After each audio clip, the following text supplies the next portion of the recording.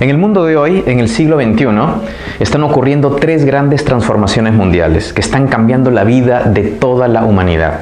El primero es el cambio climático, el segundo la globalización y finalmente el cambio tecnológico. Estos tres fenómenos están generando grandes oportunidades para el desarrollo humano en los próximos siglos, pero al mismo tiempo también están generando retos y también están generando ciertos miedos. En el Perú concretamente, ante la falta de una visión de país y ante la incapacidad de gestionar las oportunidades que se nos presentan, la gente está perdiendo la esperanza. Y cuando pierde la esperanza, también pierde la fe en la democracia. Cuando las personas pierden la fe en la democracia para llevarnos a un bienestar mayor, entonces comienzan a creer que los populistas y los extremistas son los que pueden traer la solución a los problemas de todos. Y eso es lo que tenemos que evitar. Las personas y los grupos que creemos en la democracia tenemos que construir una nueva narrativa para que la gente vuelva a creer en la democracia como forma de solucionar sus problemas. Y eso significa aprovecharse de las grandes oportunidades del cambio climático, de la globalización, del cambio tecnológico y sumarlo a una narrativa de futuro para que la gente vuelva a creer en que esto es posible. Desde el Partido Morado creemos que lo primero es construir una visión de país. Y esa visión de país la venimos conversando hace tiempo, que la llamamos nuestro propio camino.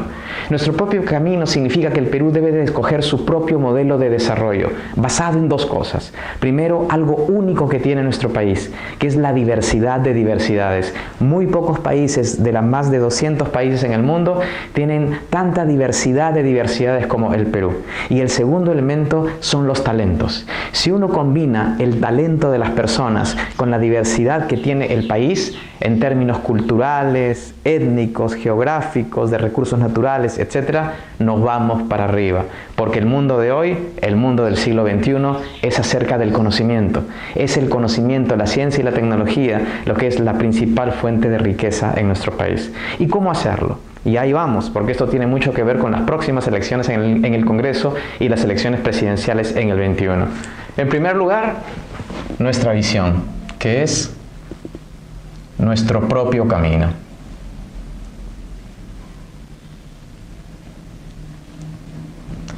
Y como ya hemos dicho, nuestro propio camino tiene que ver con la diversidad de diversidades,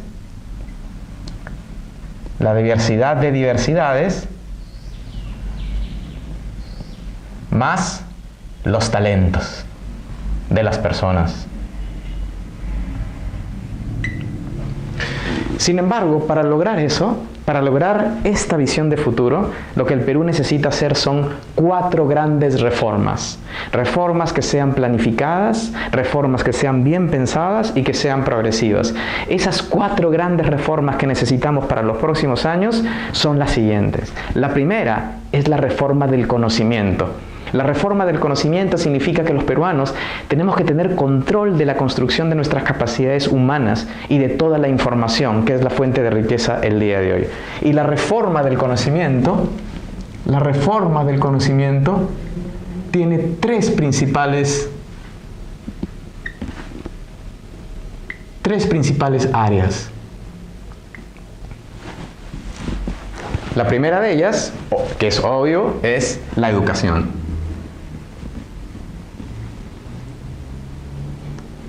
La segunda, que es menos obvia, es la salud infantil, porque es fundamental que los niños estén sanos para que puedan aprender.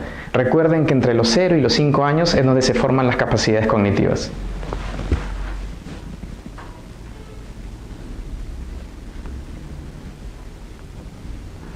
Y lo tercero, y menos importante, son las inversiones en innovación, ciencia y tecnología. En un país como el nuestro, que no invierte o invierte muy poco en esas áreas. Innovación más ciencia y tecnología. Pero esto no es suficiente. La segunda gran reforma que el Perú tiene que hacer es la reforma de la gestión de nuestro territorio. Los peruanos no conocemos nuestro territorio, no sabemos qué podemos producir y qué no, y cómo podemos organizar mejor nuestra geografía para aprovecharla al máximo. La segunda reforma, por lo tanto, es la reforma de la gestión, acá voy a poner únicamente del territorio. Y la reforma de la gestión del territorio tiene que ver con tres cosas fundamentales. Primero, el ordenamiento territorial, que significa en una forma muy simple en que tenemos que saber dónde podemos producir alimentos, en dónde podemos hacer minería, en dónde podemos construir viviendas para que no hayan peligros, etcétera, etcétera. Saber exactamente las condiciones de nuestro territorio. Esa es una gran reforma olvidada, que es el ordenamiento territorial.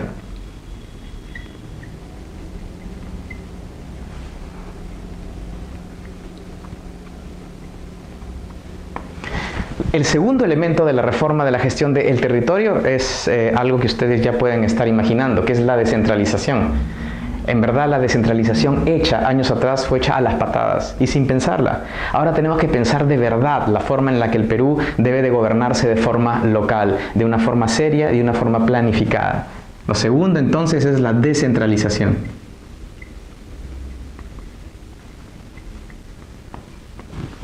Y finalmente, con la reforma de la gestión del territorio, tiene que ver con la infraestructura. El Perú es un país que no planifica sus inversiones en infraestructura. No sabemos cuántas carreteras de penetración, cuántos puertos, cuántos aeropuertos necesitamos para poder progresar como país. Eso requiere una planificación de acá a muchas décadas. Es algo que no se ha hecho. La infraestructura en el Perú debemos de declararla en emergencia y comenzar a trabajar de una forma integral y planificada.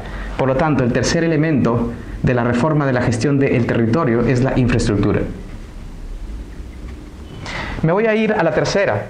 Y la tercera gran reforma para que nuestro propio camino sea posible es la reforma de las libertades económicas, que es la que muy pocas personas hablan. ¿Qué son las libertades económicas? Son las libertades que todas las personas, ricos y pobres, gente que vive en cualquier región, debe de tener para poder emprender de forma libre, para poder tener iniciativa privada sin que nadie lo chanque, lo machuque o abuse de su poder. Las libertades económicas son, por ejemplo, un sistema tributario justo, que todo el mundo pague de acuerdo a lo que puede. También significan los derechos de propiedad, que la gente tenga derecho de propiedad sobre sus pertenencias, y eso no le cae únicamente a las personas que tienen inmuebles, sino también a los pobres, que tienen sus viviendas en donde no tienen títulos de propiedad.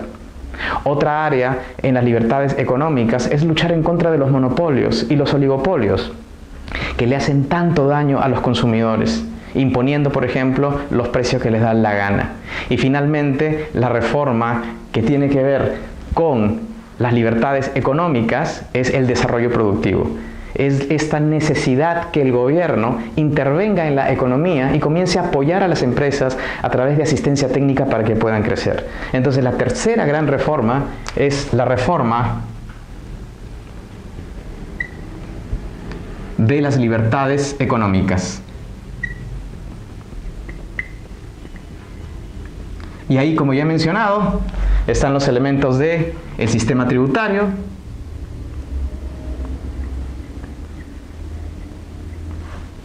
están los derechos de propiedad,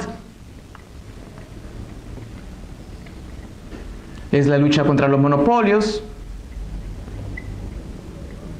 y el desarrollo productivo.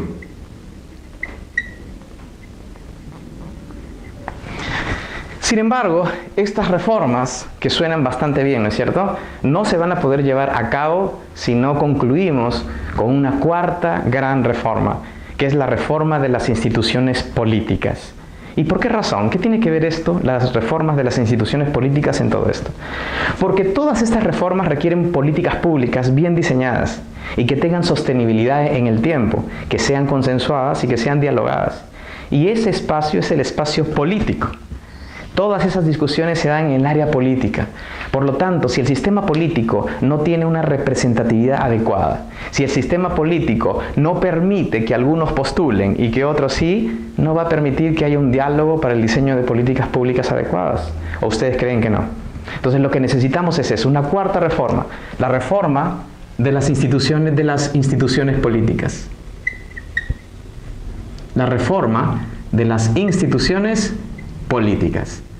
Y como ya he mencionado, acá tenemos algunos elementos. Primero, aumentar la representatividad, bajar las barreras de entrada a la gente y a los colectivos que quieren participar en política. Entonces, aumentar la representatividad. Lo segundo es aumentar la transparencia, porque necesitamos que los peruanos sepamos y tengamos información de los partidos políticos, cómo se financian, etcétera, etcétera, para que haya legitimidad en el proceso político. La transparencia. Y finalmente, para que la discusión de políticas públicas sea eficiente, eficaz, rápida, necesitamos reformar el Congreso.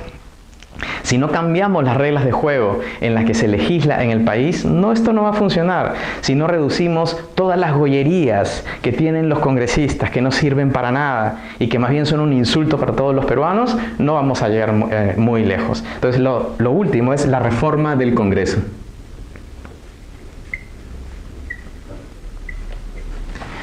Estas 4 grandes reformas es lo que el país necesita para poder lograr nuestro modelo de nuestro propio camino y poder tener la esperanza que de acá a 30 años el Perú pueda ser un país desarrollado si hacemos las cosas bien, con una visión clara y con todo un plan que tenemos que llevar a cabo. Hay un elemento que, sin embargo, es transversal a todo esto y con lo cual tenemos que luchar día a día. No solo esperar de acá a 30 años, sino luchar permanentemente, y es la lucha contra la corrupción. Ninguna de estas reformas va a ser posible si no luchamos contra la corrupción que nos quita el dinero para poder invertir en esto, la corrupción que no permite que hayan libertades económicas, que no hayan partidos políticos transparentes. Todas esas cosas son afectadas por la corrupción, que debe de ser algo que tenemos que tener permanentemente cuando estamos en el Estado y también en nuestra vida privada. Finalmente, la gran pregunta es, ¿y esto qué tiene que ver con el Congreso del 20, con las elecciones que van a haber este mes y con las elecciones presidenciales del 21? La respuesta es que tiene mucho que ver, porque esto requiere un cronograma de cuándo se va a hacer. Y aquí quiero darles una idea de eso. Tenemos, por lo tanto, el reto del 2020 y luego el 2021. ¿Y qué se puede hacer en cada momento? Acá les voy a dar una idea de lo que se puede hacer. En términos de educación, el grueso de los cambios en educación los tenemos que dar el 21, a partir del 21, porque requiere muchos mandatos que vienen del Ejecutivo. Sin embargo, en el Congreso próximo vamos a hacer algunos cambios en educación, fundamentalmente en la SUNEDU, en educación superior. En términos de salud infantil, la responsabilidad fundamental es del Ejecutivo y por lo tanto vamos a ir con fuerza a partir del 21. Ciencia, innovación, tecnología, nuevamente es un mandato fundamentalmente del Ejecutivo. Por lo tanto vamos a entrar mucho más con fuerza el 21. En lo que se refiere al ordenamiento territorial, sí necesitamos el apoyo del Congreso, pero eso requiere una planificación bien pensada, bien ordenada, bien consensuada con los actores. Por lo tanto, el grueso también es en el 21. Igual en el tema de la descentralización y en el tema de la infraestructura. Pero acá viene lo interesante en todas estas reformas pendientes, y ahí es donde el Congreso del 20 va a ser mucho más activo. En términos del sistema tributario, por ejemplo, tenemos que comenzar el 20, porque tenemos que comenzar en todos esos proyectos de ley para, por ejemplo, prevenir que las empresas se puedan fusionar sin pedirle permiso a nadie y tener control de mercado, tener una posición de dominio de mercado. Eso tenemos que trabajar en el próximo Congreso y, por supuesto, también el 21. En lo que tiene que ver con los derechos de propiedad y los monopolios, igual, lo acabo de decir. Además, como ya mencioné, de un sistema tributario más justo para todos. En el caso del desarrollo productivo, eso más bien es un mandato fundamentalmente del Ejecutivo y por lo tanto en términos de desarrollo productivo vamos a comenzar recién el año 21. Y finalmente, en lo que es la reforma política, que es lo que va a permitir que todo lo demás sea posible, todo el grueso de esas reformas tienen que ser el próximo Congreso. La reforma de mayor representatividad, debe de ser el 20. El tema de la transparencia debe de ser el 20. Y los impulsos para reformar el Congreso definitivamente tienen que ser el 20. Si se dan cuenta, las reformas políticas que son la puerta de entrada, las que van a permitir que todo lo demás sea posible, porque acá se define la dinámica de la política pública, el diseño y la calidad de la política pública, se va a definir en el próximo Congreso. ¿Se dan cuenta ahora de lo importante que es? Sin contar además con la lucha contra la corrupción, que ya la mencioné, que tiene que ver con todos los elementos. Si no logramos que el próximo Congreso pueda resolver estos elementos del sistema político, vamos a tener que esperar muchos años más para poder hacer este plan. Ese es el mensaje que les quiero dar. Y ese es el nivel de conciencia que todos los peruanos debemos de tener. Si queremos progresar, lo primero que necesitamos es un plan.